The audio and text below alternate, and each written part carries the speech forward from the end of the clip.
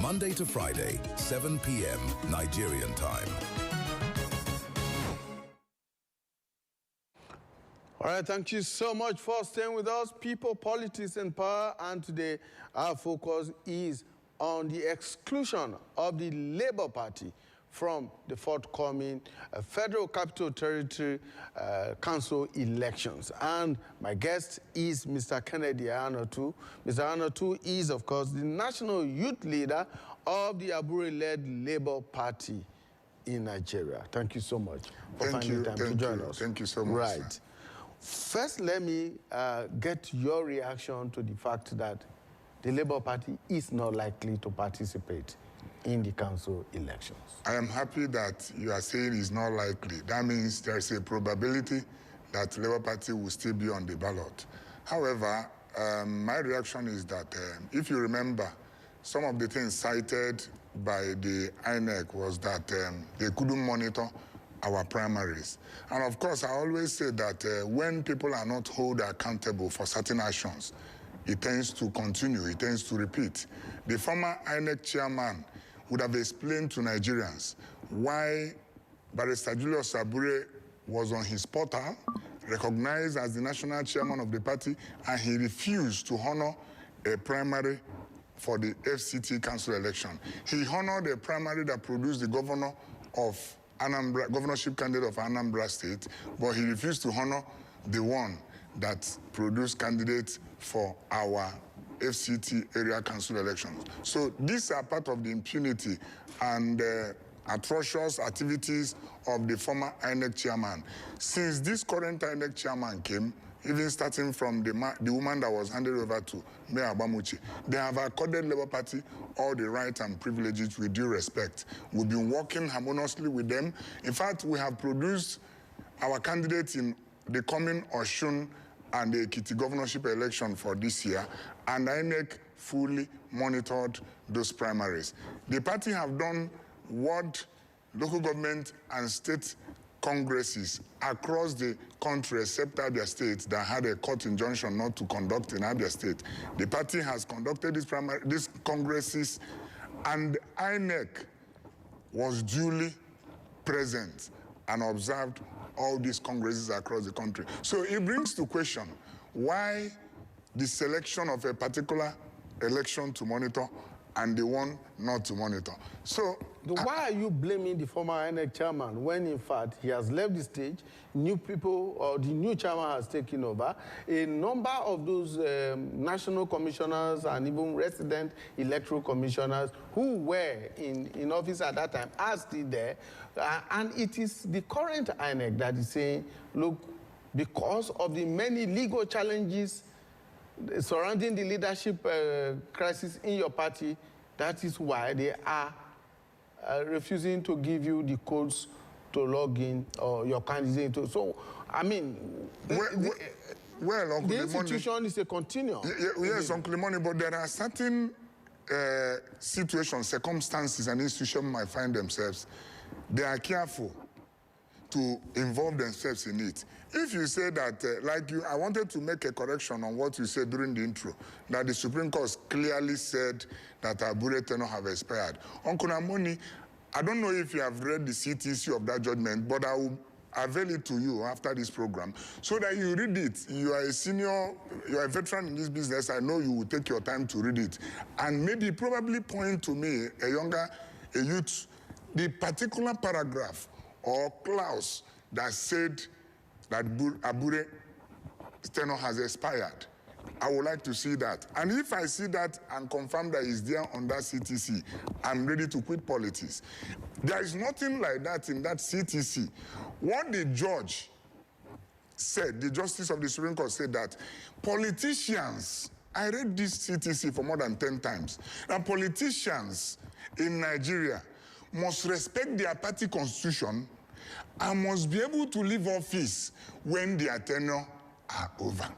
This is what I've read continually. Maybe I didn't do English in the university, Ahmadu Bello University. Maybe I didn't do English, but I want somebody to clearly point out to me where the Supreme Court justice said that Abure's tenure have. And I know that in their wisdom as next to God, because justices are like next to God. In their wisdom, they won't leave any organization vacuum. If the Supreme Court justices have said that Abure's tenure have expired, they would have made an order to say, because leadership cannot be in vacuum, they would have made an order to say, Abure, your tenure have exceeded, therefore, so person is therefore made the national chairman. But the Supreme Court justice in their wisdom said that the party is supreme. Go back to the party. It is the party that will decide who will be their leader. It is not the court. Of course, if you hand over this privilege to the court, it's subject to abuse.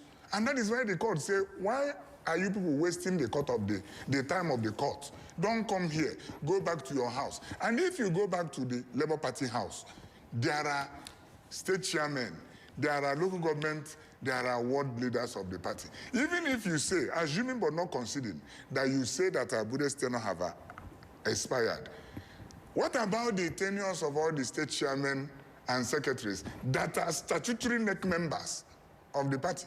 Because whenever there is a national issue about leadership, it is this state chairman and secretary that will come and resolve it. So the whole thing is chaotic in nature, and I think it's because of some personal and selfish interests of politicians. Because Labour Party actually did wonders in the last election. Probably because of that, there is fear for us not to participate in this area council election. If you remember, we scored, we denied all the political parties about 25% in this FCT.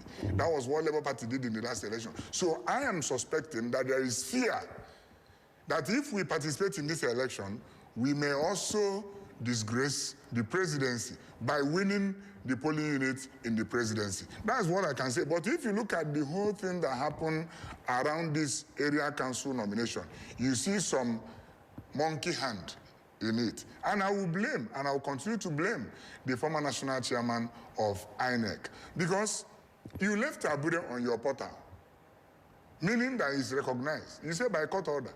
Why didn't you continue to accord him the rights and privileges? So that was why I said we should have... my question then is, this election is going to be conducted under the leadership of another INEC chairman. Yes. With all the INEC commissioners and even the REC for the FCT still in office. INEC so why have they... INEC has said that there are multiplicity of suits. That's the point. Multiplicity of suits. Labour Party went to court and got an order. And INEC is the candidates on their own, because they are desperate to be on the ballot. Because of the silence of INEC in uploading giving us that access code to upload them, they also went to court.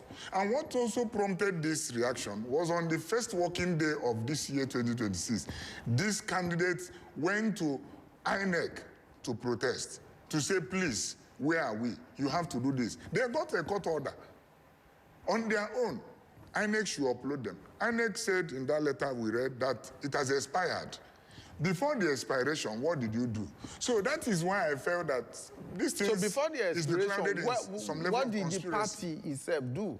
Was the party not aware of the expiration date for uploading We don't candidates? have power to arrest INEC. INEC is like a supervisor of political parties. Before the expiration of that order, it was served on INEC.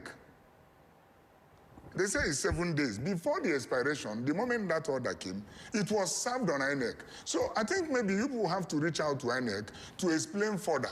But for me, there is no leadership issue in the party, because the learned son that is manning INEC now, I think he is balancing a lot of things. He has been working with us very perfectly. We've been having a good relationship with INEC, in all honesty. If not for this area council issue, I think everything is well with Labour Party going forward. That's the only thing I can say. I don't want to say further because I don't want to blame them. I feel because of whatever we may not imagine, and I don't know, there's a level of conspiracy, which personally is my personal opinion, not the party's opinion. It's my personal opinion. There's a level of conspiracy to deny Labour Party participation in FCT. Talking about conspiracy, you talked about the performance of the Labour Party in the 2023 elections.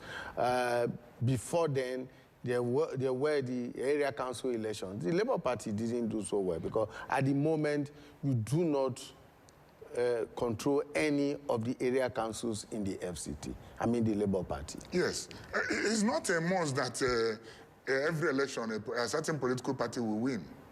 That's the truth. In the previous election, we didn't win. But in the 2019, we never made serious mark in the presidential election. But in 2023, we made a serious mark. Where is PDP today? PDP didn't make mark in the presidential election, but we made. So these are dynamics of politics.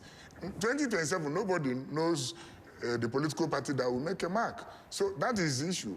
We didn't win any area council in FCT in the previous election, but there is all possibility and tendency that this particular one of 2026, that Labour Party, if allowed to be on the ballot, will go home. Where do you get that confidence from? Considering the fact that the candidates that you put up for the elections in 2023, for instance, the senatorial candidate who won on your party has since migrated. The presidential candidate has since become a political migrant to other political parties. Uncle Imoni, I know you are very experienced in this business, and let me shock you. Even as a national leader of the party, if I'm leaving Labour Party, I have a number of ESCOs that will live with me. But will you believe this, that the person you referred to as senator elected under Labour Party left the party, nobody felt she left. Even her ESCO in her ward didn't live with her. So the party structure is still one. So she was a sole migrant. She just left on her own. Nobody even felt her exit because she never added any value to the party that elected her. I'm the one that conducted the primary that made the Retiking Ibe, the senatorial candidate. There was nothing special about her emergence. She was among those, and I'm coming to the second person you mentioned, she was among those that rode on the goodwill of Nigerians bestowed on Mr. Peter Obi in the last election. So he rode on that way. Not that he won the election based specifically on his own. And the goodwill they gave the Labour Party in 2023, that was how she emerged. Our presidential candidate that you say left, yes, politics is an individual thing. And political party participation is a personal thing. He has gone to wherever he feels he will achieve his aspiration and ambition very better. And we wish him well. But let me also shock you that even his state chairman, his local government chairman, there is no national officer that left with him, a presidential candidate. It calls for a question. Nigerians must begin to question some of these things because it matters. It means that you were just there, you are not in good relationship with any of the ESCOs. Because if you have impacted one or two ESCO members, there is no way. Look at what is happening in PDP. PDP is divided because this leader is this side, this leader is this side. And there are some members of the ESCO that are loyal to this leader. There are some other members of the ESCO that are loyal. Which of the leaders in Labour Party followed our presidential candidate? None. It's on record. And anybody can correct me. So which is which? Is it that he rode on the platform of the party to get the kind of attention he got in 2023, or that the party rode on his back to get the kind of flags that he got Uncle in Imoni, 2023? Which is which? I think the problem we continuously have in Nigeria is when we begin to exalt individuals more than institutions. You know, we have to begin to refrain from that. We must be able to build institutions that last beyond any individual. Number one, what you look into is the manifesto of Labour Party. Manifesto of Labour Party aligns with the intent and objective of Mr. Peter Obi in that 2023 election. The Labour Party is a party that believes in human capital development. It's a party that believes in industrialization. Industrialization is simply consumption to production. So if you see Nigerians, we brought Peter Obi as a candidate of the party. We first gave him that identity. If the party didn't give him that identity, his goodwill will not also reflect on the party. So for husband and wife to live in the same house, there is goodwill from both ends. He came to the party with a very goodwill, very appreciated goodwill, but don't negate the fact that the party also have a goodwill, because the party is the only political party in Nigeria that any governor they produce does well. Mimiko of Ondo State till today, how many governors in the Southwest have beat his record in terms of infrastructural development and humanitarian services that he rendered to the people of Ondo State? So Labour Party as an institution was already a national party, established on a very good foundation with good manifesto, ready to fly. Some of us have been there for the past 10 years. Abure that you are mentioning has been there for the past 23 years, believing that if Labour Party manifesto is given access to, Nigeria will be transformed. So when they now joined us in 2023, it's now goodwill meet goodwill, which will bring about goodwill. So I am not negating the fact that Mr. Peter Obi brought level of goodwill, but don't also negate the fact that some of us have sacrificed to make sure that the institution called Labour Party is sustained to the point where he met it. If he didn't meet Labour Party, where will that his shining be? So that is the point. So we celebrate his goodwill, but even as he has gone ahead with his goodwill, let's see how that goodwill goes with him to the other place. But that will not bring about the death of the institution called Labour Party. There are stars every season. Just like I said the other time, the Nation Cup, we have Osimhen currently that is reigning. We have people like Rashidi Ekini that reigned. We have people like Otaka. We have people like Peter Rufai, Okocha. Institutions' sustainability is what Nigerians should be working on, not individual. After 2027, who is the next? If you didn't go to the South by 2027, when next with Mr. Peter Obi contest? But if we build an institution called political party, political institutions in Nigeria, whoever that comes, it is about the party. It's not about Bola Tinubu, it's not about Peter Obi, it's not about Atiku. And that is the point we need to begin to look into in Nigeria. And that is what is obtainable everywhere in the world. They magnify the political party institution more than they magnify individuals. You just talked about the sustainability of the political parties. Yes, sir. And the institutions that they build. For instance, you talked about Mimiko, who was governor of Ondo State. You also have a governor at the moment, the Abia State governor. Now, does this reflect what I would regard as weak internal democracy and poor conflict resolution? Because I ask that question because the Abia State governor doesn't appear to identify so much with the Abure-led Labour Party leadership at the moment. Indeed, sometime last year when local government elections were conducted, he did not field candidates on the platform of the Labour Party for his own state. That is why I would have been happier that the gentleman that ran away would have been on this studio, because this I'm about to say would have, I'm sure, would have touched him. You commissioned a caretaker committee. That's the governor.